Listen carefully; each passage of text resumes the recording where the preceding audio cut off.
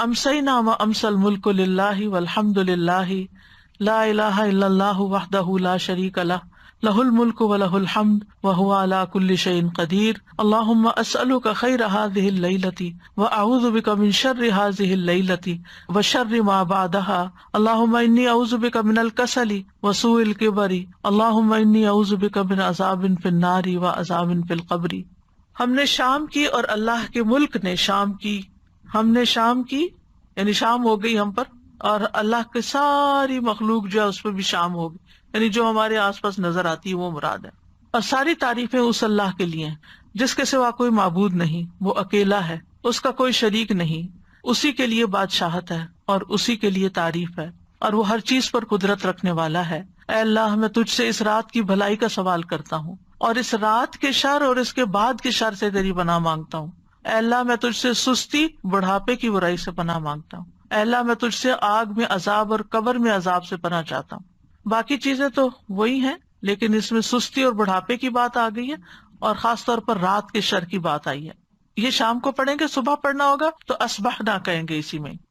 عبداللہ بن مسعود کہتے ہیں کہ رسول اللہ صلی اللہ علیہ وسلم شام کے وقت یہ دعا پڑھا کرتے تھے، اور جو صبح ہوتی تو فرماتے اصبحنا و اصبح الملک للہ آگے تک، یعنی ہم صبح میں یا شام میں اللہ کی نعمت اور حفاظت کے ساتھ ملتے ہوئے داخل ہوئے ہیں۔ تو اللہ سبحانہ تعالیٰ دن اور رات کی خیر اور بھلائی نصیب کرے، امن اور سلامتی نصیب کرے، اور آخرت کی بھلائی میں دنیا کے اندر عبادت کی توفیق ہو۔ اس میں جو نئی چیزیں ان میں سے کسل ہے، سستی۔ سستی کا مطلب ہے طاقت ہونے کے باوجود نفس کا نیک کام کی طرف نہ اٹھنا، یعنی کر سکتے ہیں، ساری فیسلٹیز موجود ہیں لیکن ہم کرتے نہیں، سستی کی وجہ سے۔ تو اس سے پناہ مانگی گئی ہے، کیونکہ اس کی وجہ سے انسان بہت سے خیر سے محروم ہو جاتا ہے جب سستی آ جاتی ہے انسان کے اندر۔ ایک ہوتا ہے معذور شخص۔ معذور کیا؟ مثلا سن نہیں سکتا، بول نہیں سکتا، دیکھ نہیں سکتا، چل نہیں سکتا، گاڑی نہیں ہے، کہیں جا نہیں سکتا، کسی کی کوئی خدمت نہیں کر سکتا، کسی خیر کے کام میں، کسی علم کی مجلس میں شریک نہیں ہو سکتا، ہینڈی کیپ ہے۔ لیکن ایک شخص ہے جس کو اس طرح کا کوئی بھی مسئلہ نہیں، پھر بھی وہ نہیں کرتا۔ تو یہ سستی ہمارے اپنی ہی دشمن ہے۔ اس سے پناہ مانگی گئی کہ اللہ اس سے بچا کے رکھ تاکہ ہم خیر اور نیکی کے کاموں میں آگے بڑھتے رہیں۔